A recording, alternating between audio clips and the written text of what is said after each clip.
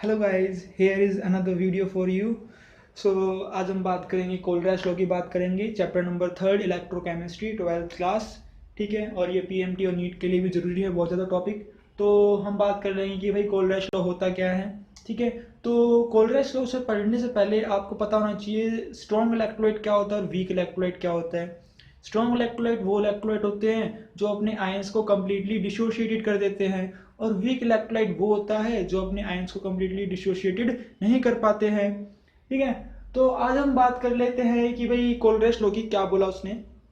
Basically ये जो concept है कोलरैश लॉ, ये बेस्ड है वीक इलेक्ट्रोलाइट के ऊपर। ठीक है, तो उसने बोला है कि अगर मेरे पास वीक इलेक्ट्रोलाइट है तो उसको अगर मैं ब्रेक डाउन करूंगा तो मुझे मिलेंगे क्या, एनायन और कैटाइन। जो उसको ब्रेक डाउन करने के बाद जो एनायन और कैटाइंस मिलेंगे उनका मैं सम कर दूंगा तो मुझे मिल जाएगा क्या, molar conductivity, means limiting molar conductivity मिल जाएगी। ठीक है, तो डेफिनेशन प्रॉपर्ली देखने के लिए, limiting molar conductivity of a weak electrolyte can be represented as the sum of anion and cations. ठीक है, जैसे कि एग्जांपल हमारे पास दे रखा है, हमने एसिटिक एसिड को एक वीक इलेक्ट्रोलाइट लिया है, हमने जब इसको डिसोशिएटेड किया है H पॉजिटिव मिल गया मुझे और CH3OO नेगेटिव मिल गया है। ठीक है, तो इनका सम करूंगा तो मुझे क्या मिल जाएगा, एसिटिक एसिड की मोलर लिमिटिंग मोलर कंडक्टिविटी मिल जाएगी एक्चुअली। ठीक है, तो एक न्यूमेरिकल कर लेते हैं इसके बेस्ड। तो यहाँ पे आपको दिख जाएगा, CBSE 2010 में आया था दिल्ली में।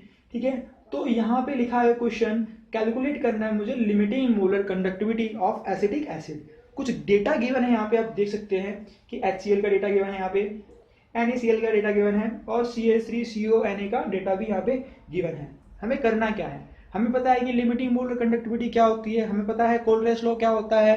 ठीक है, कोलरैश लॉ का मतलब क्या है, क्या बताया कोलरैश लॉ में, तो हमें पता है कि इनके आयन को मैं अलग अलग कर लूंगा, यानी कि H positive Cl negative, H positive Cl negative, similarly CH3CO negative, CH3CO negative negative और Na पॉजिटिव। सिमिलरली मैंने एक स्ट्रॉन्ग इलेक्ट्रोलाइट लिया है, एक और हमारे पास है सोडियम क्लोराइड, हमने उसको भी तोड़ के यहाँ पे लिख दिया है, सोडियम क्लोराइड लिख दिया हमने यहाँ पे। ठीक है, अब क्या करना है कि इन दोनों कंबाइन किया तो HCl बन गया है, इन दोनों कंबाइन किया मेरे पास बन गया CH3CONa बन गया है, इन दोनों कंबाइन किया मेरे पास NaCl बन गया है। अब क्या करेंगे, हमारे पास HCl की वैल्यूज है ये रही, हमारे पास इसकी वैल्यू है ये रही, हमारे पास इसकी वैल्यू है ये रही।